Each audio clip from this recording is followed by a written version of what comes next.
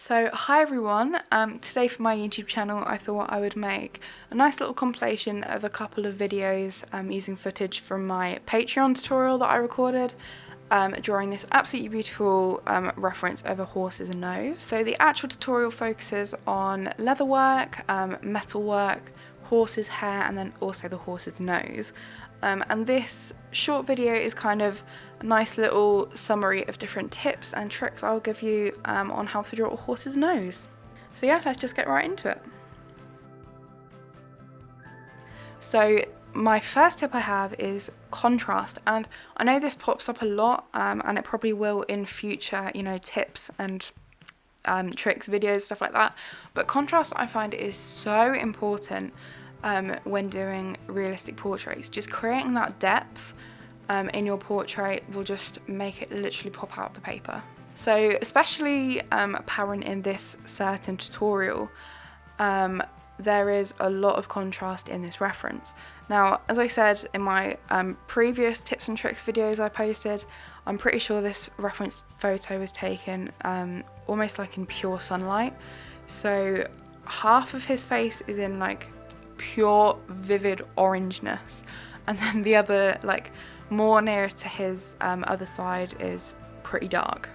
And I think that's one of the reasons why I absolutely adore this reference photo, is because there's all this orange and then all of a sudden there's a really like dark black, but in the black is like all this blue and purple, and it's just, oh, it's like a mixture that is very nice. So yeah, especially for the horse's nose, more so around like the nostril area and probably like the upper lip and lower lip is where the contrast is going to be most apparent. So on the nostril, obviously there's quite a apparent bump, and then it goes into like a black hole of nostril.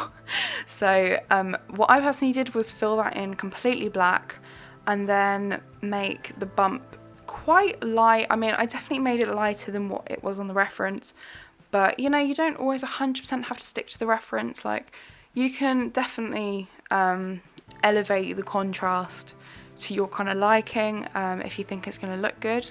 So especially in the reference, because there is that beautiful contrast, the nostril is catching a really nice light, and then that compared to all the darkness, as I said, just really kind of makes it look like it's actually popping out the page. Right, so my second tip is to not include every single detail possible. So for this reference, there was obviously quite a lot of detail in the nose, down to the little like bumps on his nose, the little hairs, just stuff like that, and little wrinkles and things. And I can't say that I didn't add anything, because I definitely did. Like a few wrinkles, literally made up of a dark line and then a white line next to it. But I do this little technique called the scribbly technique. And it's pretty self-explanatory. Basically, I scribble, obviously very like controlled scribbling, but I use different pressures and just basically make little lines and little dots and marks to imitate more so like texture in the nose, and just so it's not just one big flat smooth thing. And I did add like a couple of the like the nose hairs and things, but I definitely didn't add like every single detail to the point where I would have been sitting there for hours and hours and hours. Okay, so my third tip is quite similar to the one I gave in my fur tips and tricks, and that is to create vibrancy and variation with your colours. So in the reference, the nose was quite apparently grey. It was like a really nice warm grey colour.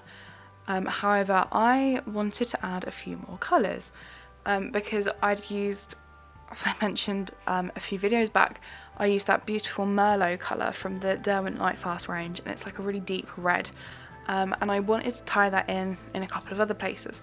So I used, for the nose, I used obviously a lot of warm grey, a lot of ivory. I used a really popular one was the Mars Violet and the Taupe. They're two quite similar colours from the Derwent Lightfasts as well, but I just think they're such lovely colours, and they brought in this really nice kind of like muted purple into it. But yeah, it was definitely not just grey. And I'm really glad that I did choose to put in all these colours. I just think it really made it a bit more vibrant, and you know, vibrancy and variation. There we go. So my fourth and final tip is to fill the tooth. Now, as I said on my leather tips and tricks, I used the paper to my advantage and didn't fill in all of the tooth.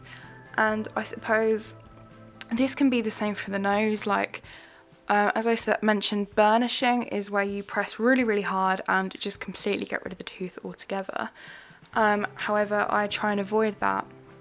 But I just find layers so important, and obviously if you use like 1 or 2 layers with really light pressure, you're going to have the tooth showing through so much, and it's almost just not going to look finished at all.